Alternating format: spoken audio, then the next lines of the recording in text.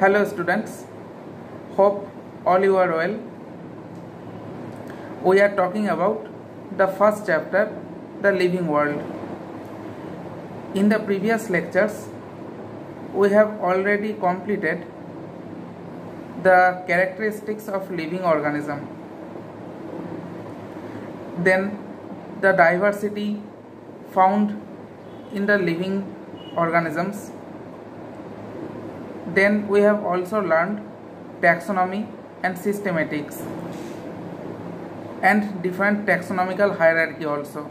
We have also discussed different rules of binomial nomenclature. So in this lecture we discuss about the taxonomical aids. So from the previous lectures we have learned about the taxonomy. So taxonomy is the branch of biology that deals with the identification of an organism, classification and scientific way of giving its name, that is nomenclature. But for these taxonomical studies, biologists have constructed different taxonomical aids, because for a proper taxonomic study one must need different aids, like a intensive laboratory is needed, different institution where different informations or different data about this diversity also kept sincerely, this is also needed. So biologists have constructed different taxonomical aids. This taxonomical study is very much essential to know about the bioresource and their diversity, and it is also very useful in our daily life. For example, in forestry, in agriculture and in industry, there are different fields where taxonomic study becomes very much essential. Now we come to the point, the different taxonomical aids. So there are several taxonomical aids that helps in taxonomic study. In your syllabus there are some taxonomic studies which are described shortly. For example, herbarium, botanical gardens, museum, zoological parks and key for identification. These 5 aids are present in your syllabus. So at first we will discuss herbarium. So what is herbarium? Herbarium is a storehouse where the plant specimens are dried and pressed and then mounted on sheets and then arranged in a universally accepted system of classification. This herbarium also provides different information about the plant specimen. For example, date and place of collection, its botanical name and vernacular name, its family, name of the collector, that means who collects the specimen, etc. These informations are also provided in a herbarium. In this picture you can see numerous herbarium sheets are arranged in this place.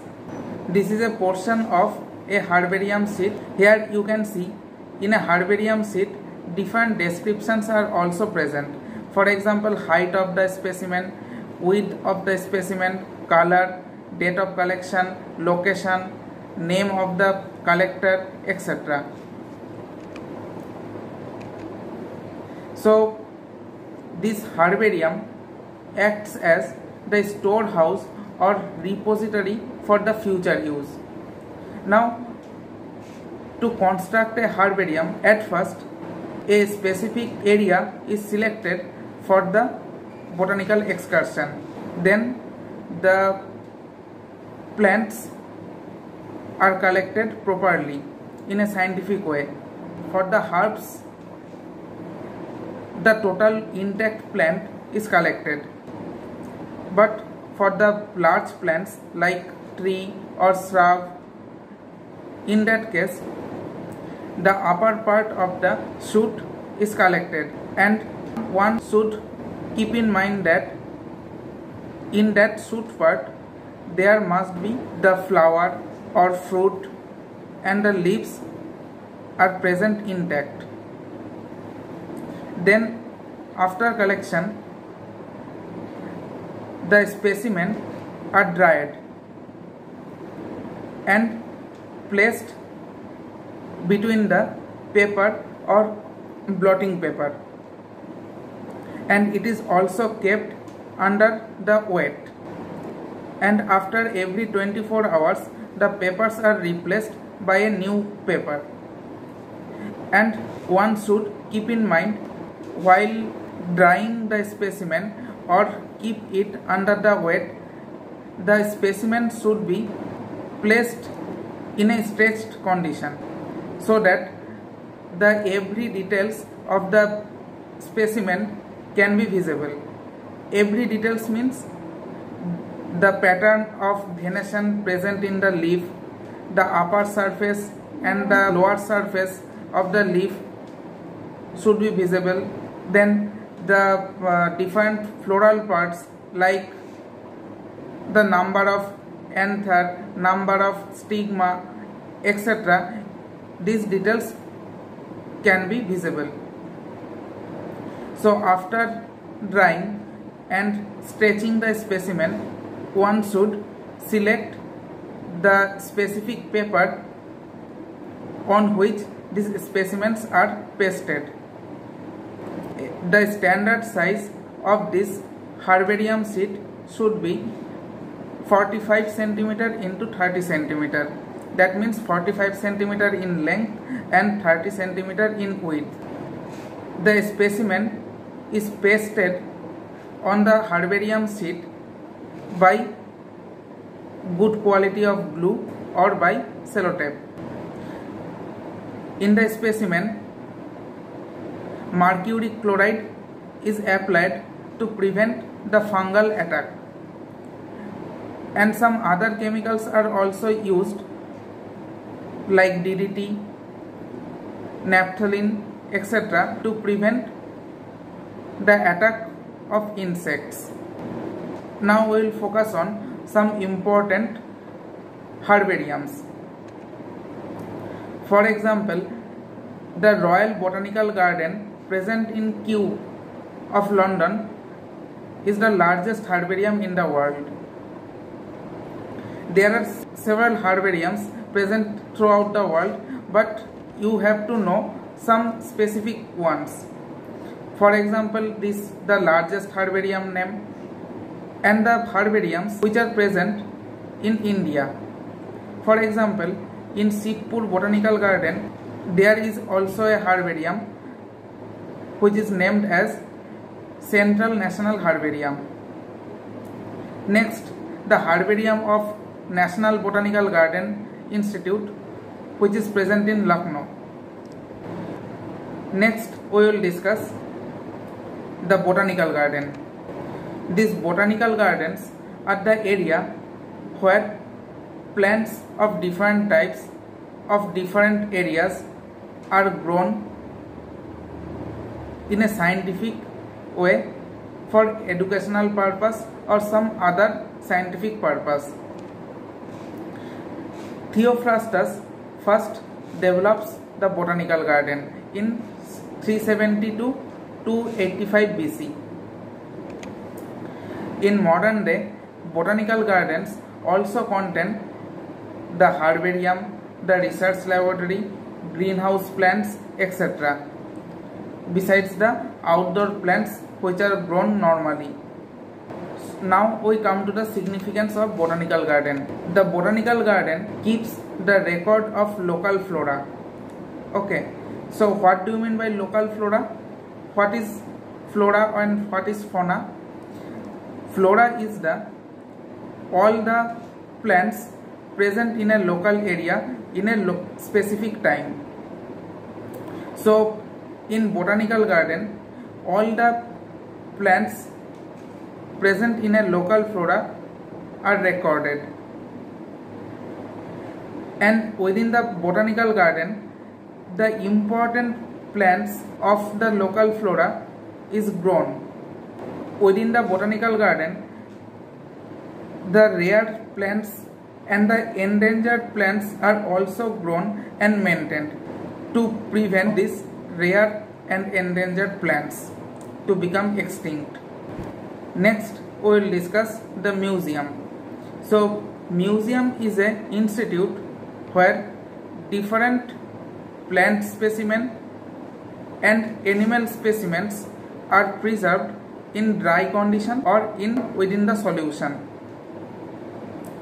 So this museum comes from a Greek word musein, which means the temple.